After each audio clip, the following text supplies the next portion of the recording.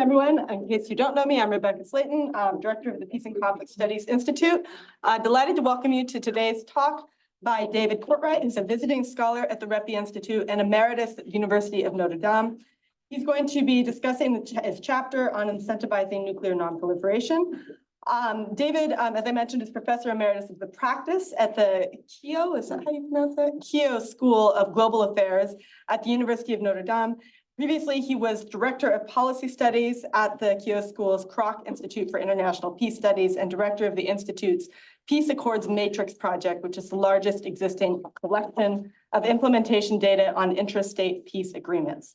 He's written widely about nonviolent social change, nuclear disarmament, and the use of multilateral sanctions and incentives as tools of international peacemaking, and provided research services to foreign ministries of Canada, Denmark, Germany, Japan, the Netherlands, Sweden, and Switzerland, as well as consulting or advising agencies of the United Nations, the Carnegie Commission on Preventing Deadly Conflict, and the International Peace Academy, and the John D. and Catherine T. MacArthur Foundation. So thank you very much. I'll turn it over to you. We'll have time for questions at the end, and I'll moderate that. Thank you all. It's good to be with you. So what I want to do today is talk through these issues that we've already been discussing. Three sections to my talk. First will be kind of a dive into inducement theory and what incentives are about in their relationship to sanctions. After that, we'll talk about the application of these theories to nonproliferation and look at patterns that exist and the factors that account for states' decisions not to develop nuclear weapons. And then lastly, we'll look more specifically at the tool of sanctions relaxation, sanctions easing as a key inducement policy and how it's had results or not in various settings around the world. We're still in the afterglow of the Oppenheimer Academy Awards. How many of you have seen the movie? Yeah, you really should. It's profoundly important. But one of the things the film briefly mentions, but doesn't talk nearly enough about, is the fact that the atomic scientists were not only horrified and shocked, and their consciences were torn by the fact that they had created these instruments of mass annihilation and used them in Japan against civilians. But they also then tried to develop plans for international control of atomic energy, of this technology that they were developing. And Oppenheimer was at the center of efforts by the atomic scientists, the so-called what later on became the Baruch plan, but it was a careful plan that the scientists had developed for how to create an international agency that would have control over all atomic production materials and would prevent states from using this technology for war and weapons. Obviously, that plan was not accepted politically, and we are in an age now, obviously, of great nuclear dangers.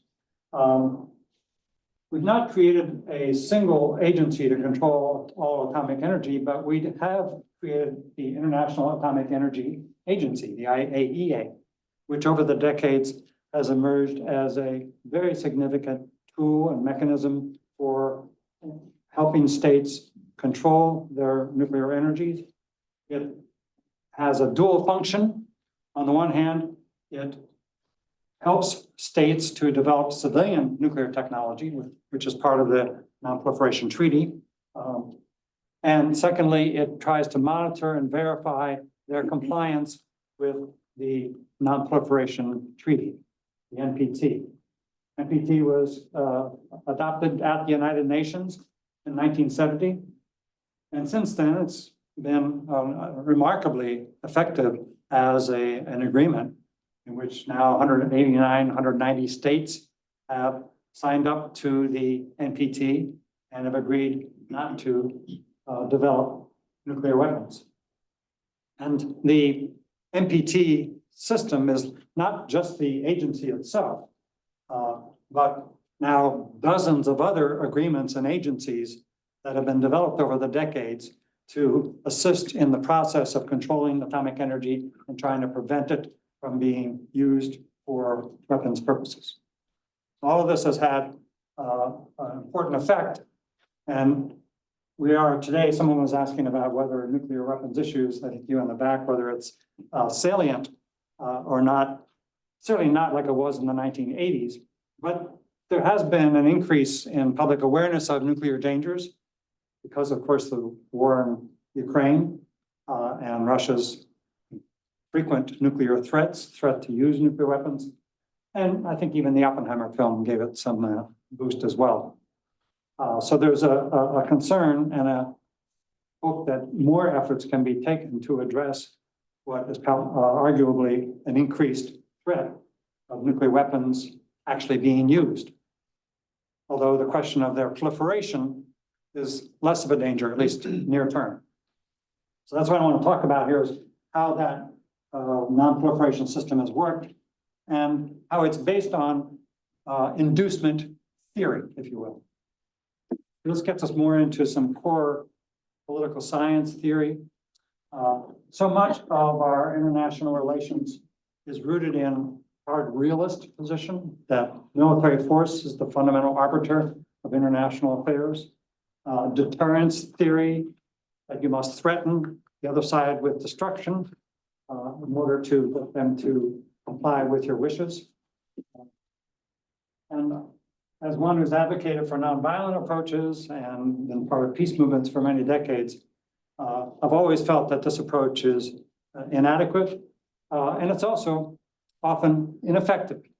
The evidence to show that the use of force is effective is just not there. So often the wars that the US has undertaken, especially Iraq and Afghanistan, turned out to be a disaster.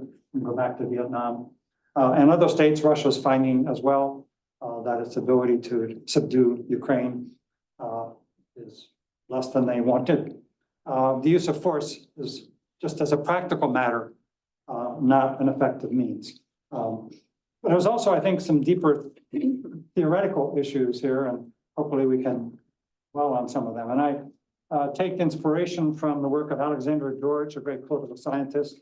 In one of his works, talked about the need to develop an inducements theory to supplement, not completely replace, but to qualify deterrence theory and the hard realist approach. And we'll get more into that as we go along, and especially in reference to the NPT. Now, one of the important books in this field, David Baldwin's Economic Statecraft, originally published back in the 1970s. All of us who studied sanctions read it and carefully applied many of the insights. And then it was republished a few years ago as sanctions had become much more frequent and more widely used in policy by the US, the European Union now, especially in other states. And in the book, he talks about positive and negative sanctions. It's kind of an awkward usage. It's hard to differentiate between positive and negative. Positive sanction would be these forceful measures, denial of opportunities. Negative sanctions, obviously are pressures. Positive sanctions are relieving some of the sanctions. So it's a bit of an awkward approach. In the chapter, I quote a lot from Miroslav Ninchik, whose important work on this subject has been, I think, quite influential. And he develops a typology for how we can understand inducements and incentives. He has two basic models. One is the exchange model, in which a state takes a particular action with the expectation and the part of an agreement that the other side will reciprocate. So it's tied to direct reciprocal relationships, a quid pro quo. But there's another kind of incentive, which Ninchik refers to more as a catalytic or a generic model, in which there's not an expectation of direct reciprocity, but there is a hope that this will change the relationship, will begin to change the expectations and motivations of the other side, and can begin to build towards an improved relationship into the future. So this is, I think, part of a helpful approach to how to understand the different kinds of inducements and incentive policies. Now, these measures have different effects economically and also behaviorally, that is sanctions and incentives.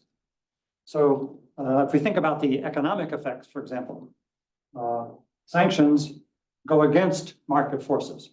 They try to impede trade and investment. They're going against pressures that are natural in the international system for trade and interaction.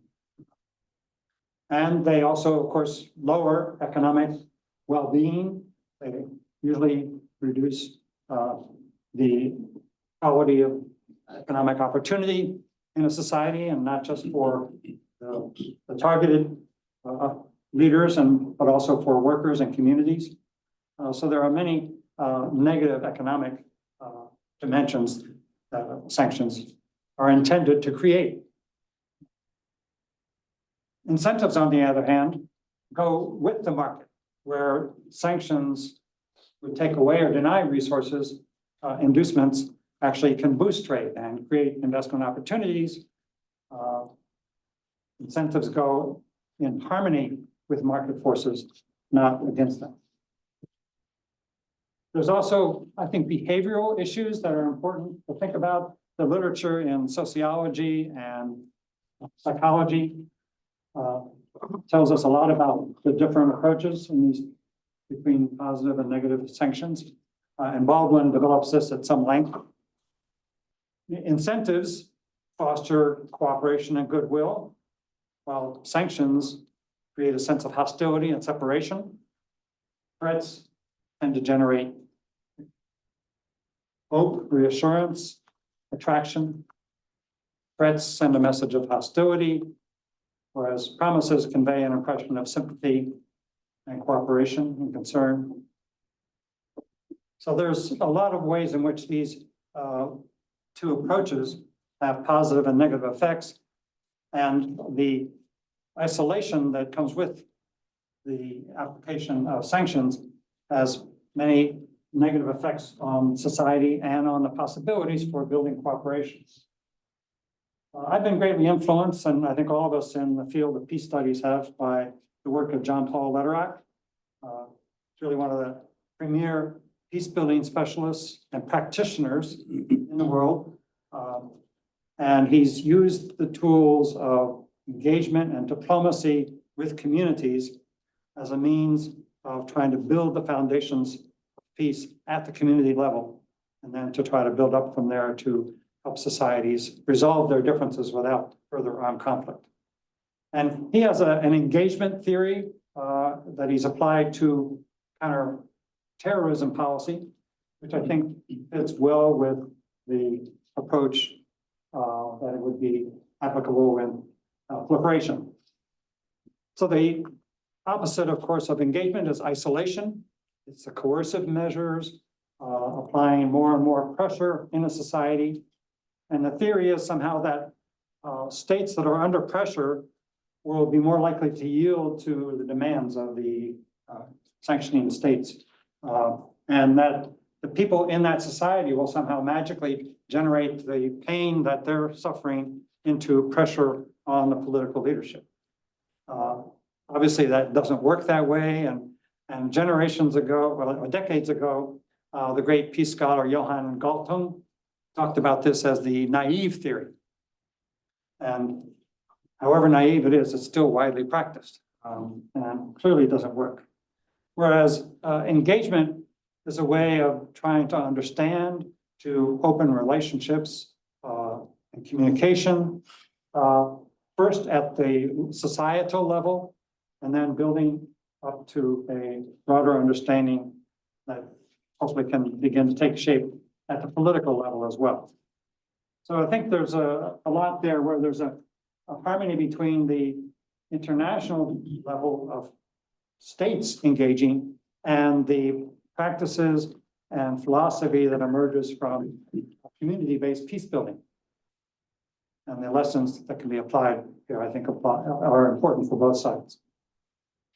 Ultimately, the approach that needs to be adopted, as we write in this chapter, is an integrative strategy, an integrative approach to policy that employs both incentives, inducements, but also sanctions, and takes a more realistic understanding of sanctions. I've written a lot about sanctions over the years, and I think we can have a realistic sense in understanding a few key points about sanctions. They are often effective as a threat, more than even the actual imposition of sanctions. They are almost never successful at coercing a state to change its policy. They can constrain a state's ability to wage war and gather resources and develop arms for carrying out repressive policies. The sanctions against Russia today, they're not stopping the war, but they are certainly constraining Russia's finances and making it more difficult for them to sell their energy resources, maintain their state budgets. But it's a constraining effect. Sanctions are always effective in signaling disapproval of certain behaviors, proliferation of nuclear weapons, aggressive war against a neighboring state. And so in that sense, they are very much building and reinforcing norms. I had an earlier lecture this semester on norm and entrepreneurs, those who help to build these international principles that become norms. Sanctions are the key way in which states do that. And then the last element about sanctions is that they provide bargaining leverage, that their most effective use is often as a tool for engaging in negotiations. That brings us to our nonproliferation issues and the successes that have existed over the years. So this chart is in the paper, and obviously the 5 nuclear weapon states. Then there are the states that have not signed on to the NPT or that have dropped out, like North Korea, that have nuclear weapons. And then there are a couple of wannabes. Iran has a pretty substantial nuclear program, although not a bomb yet. And Saudi Arabia is a potential nuclear wannabe, and Syria as well. Both states have expressed their interest in nuclear weapons at times, although neither of them has any kind of substantial program. More interesting for our purposes are the states that have given up the bomb. This is the story that's not told very often, but there are dozens of states listed here that had, in most of the cases, research programs, not fully developed weapons programs, but seriously considered the option of building nuclear weapons. There are many studies that have looked into the factors that motivated these states to not develop nuclear weapons or to give them up. And some were achieved through negotiations, and only in the case of Iraq did you have actually a coercive form of disarmament that was organized through the UN at the end of the Gulf War, at the end of the war of 1990 and 91. But as we look at the question of the successes in nonproliferation, several factors stand out. First is security assurances. There have been a number of empirical studies looking into the factors that motivated the decision not to develop nuclear weapons. States made that decision in order to be part of alliances that would provide security for them, where they would not have to build nuclear weapons for their protection. And it's important in this regard that the data shows that it's the fact of a relationship with often the US and with other European states, not necessarily the presence of nuclear weapons. There is a myth in NATO that the nuclear umbrella is what keeps the peace in Europe and prevents states from developing nuclear weapons. There may be some element of that, but as Matt Evangelista wrote in his recent article on international security, there's no evidence that the nuclear umbrella per se has been the decisive factor. More important has been the desire of states to have a positive relationship with other like-minded states in case of threats they may face in the future. The research has also shown that domestic economic factors matter a great deal.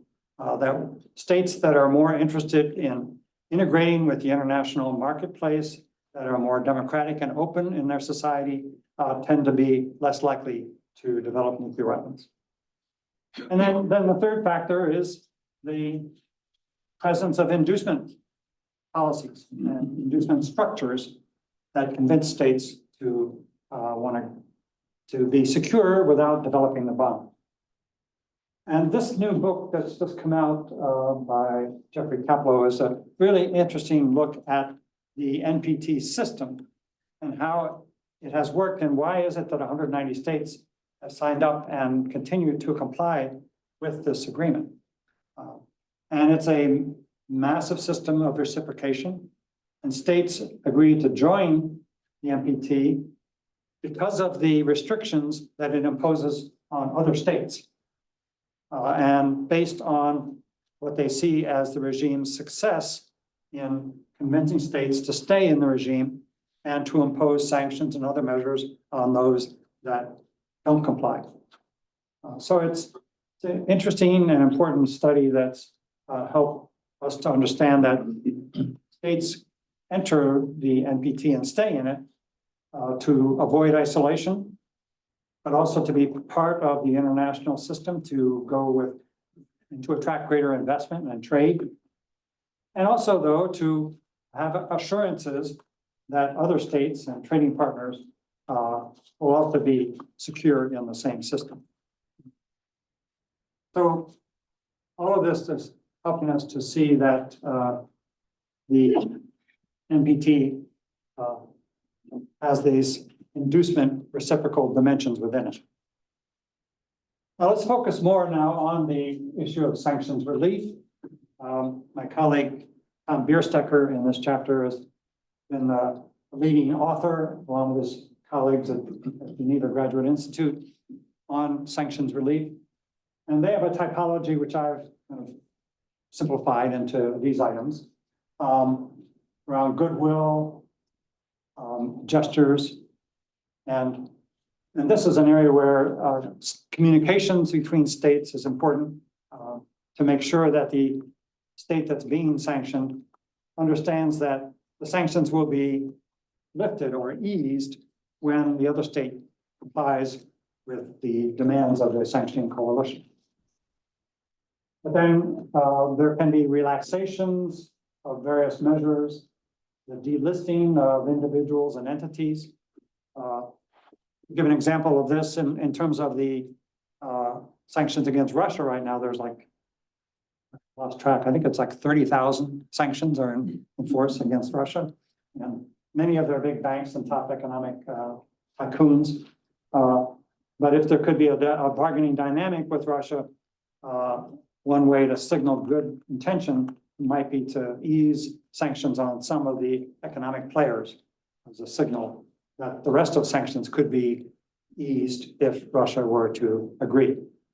And the same kind of dynamic has been used in some of the proliferation cases as we discussed in the chapter. And then there's steps towards suspending sanctions and then the full termination, imposed sanctions, and there have been cases. And then I added this category of so-called snapback or reimposition, the threat that a party that is in compliance could face sanctions again if it goes out of compliance. And that language was included in the agreement with Iran in 2015. So there's a lot of options available to signal a desire for agreement and to relieve some of the pressure on a party as a way to encourage negotiations and hopefully to reach agreement. So let's look at a couple of the cases and we'll conclude here. As I mentioned, the Iran agreement, the joint comprehensive plan of action was a very successful case in which the U.S. worked closely with the European states to present to Iran a full package of sanctions relief. And it was laid out in advance that if you do this, we'll do that. And then when you've complied fully, all the sanctions from the US and the European Union on proliferation would be removed. And Took some time, but eventually that negotiation was successful. And the result was that Iran took extraordinary measures to reduce its nuclear production capacity, shipped out most of its higher enriched uranium, and it agreed to the most intrusive inspections that had ever been negotiated. 2015, and this plan was working. UN, International Atomic Energy Agency, sent inspectors, as it does in all these cases, and every quarter for 3 years, they were issuing reports, no problem, no violations by Iran. But then, as we know, our former president came along and unilaterally reneged on the agreement. And Iran then reciprocated by starting up its nuclear program, and we're in a tit-for-tat kind of arrangement now, which is on higher levels of escalation rather than going down as we had before. But nonetheless, it does show that the process can work if it's allowed to work, and that's the important element and lesson from this agreement. I'll talk about Libya in a second. Another really interesting case is North Korea, a pariah state in most considerations that has been developing nuclear weapons and testing missiles in the region, threatening Japan, Korea, and other states. But it's important to remember that North Korea did sign the agreed framework in 1994, in which it agreed to shut down its nuclear weapons program and cooperate with the IAEA. And that worked for about 7 or 8 years. But then the US actually was slow to provide the benefits that it had promised. And North Korea was found to have developed a separate uranium-based program. And so both sides were in non-compliance. That fell apart. And it's been constant tension ever since. It's interesting that in 2019, well, 2018 and 2019, there were the summits. And there was an agreement between the US and North Korea in 2018 to work towards the denuclearization of the Korean Peninsula. And then in 2019, the US actually offered sanctions relief to North Korea at a meeting in Stockholm. But the US demanded complete denuclearization in return. So, you know, North Korea saw they want us to give everything back and we get a little bit here. So it was out of the logic of what I've been trying to describe as the reciprocal patterns that are necessary, and clearly it failed. And we're still in a very dangerous situation with North Korea. Libya is a case that was successful. And in 2003, Libya was well along in its development of nuclear and other weapons of mass destruction. And it was found to, a ship was interdicted at sea, bringing nuclear production equipment to Libya, so could no longer deny this. They agreed to completely denuclearize. And this pattern followed a similar agreement where Libya agreed to cease its policy of being a state sponsor of terrorism in the 1980s. So there was a long pattern of negotiation and interaction between the US, European states, and the Libyan government to try to offer incentives, relieve sanctions in exchange for Libya first disavowing state support for terrorism and turning over suspects in the bombing of the airliners for a trial. It did that. Some of the sanctions were relieved. The negotiations continued around the weapons of mass destruction, and in 2003, there was an agreement. So it's an interesting pattern that's not well known, but that shows the capacity for being able to reach agreement, even in very difficult states with a government that's very autocratic. But even within that state, there were coalitions among Libyan technocrats and bureaucrats that were uncomfortable with the state's militaristic approaches, state terrorism, sponsorship, et cetera. And they gradually persuaded the regime, Gaddafi, the leader, to accept an agreement and to try to open up more to Western investment and the modernization of their economy, which worked for a few years, but obviously when the Arab Spring came along and the revolution occurred in Libya, there was the NATO military intervention turned out to be disastrous. Libya is now completely military conflict, two governments at least, maybe more, and a very difficult situation. So this actually points out to maybe the last point I'll make before we open up the discussion. The logic of what I'm describing is theory, inducement theory. But it depends on the commitment of the various parties to actually fulfill their promises. And the US has a very poor record of complying. Political scientists, we call it the commitment problem. and reneging on the JCPOA, intervening in Libya in the Civil War, and in many other cases we could think of where the US has failed to implement its side of the bargain. And that has therefore undermined the logic of trying to use sanctions as a diplomatic tool. Nonetheless, I think just my final point would be that we as scholars can understand that there are concrete alternatives to the hard realist militaristic theories that only force can work in international relations, or that deterrence is the only solution to addressing our security problems.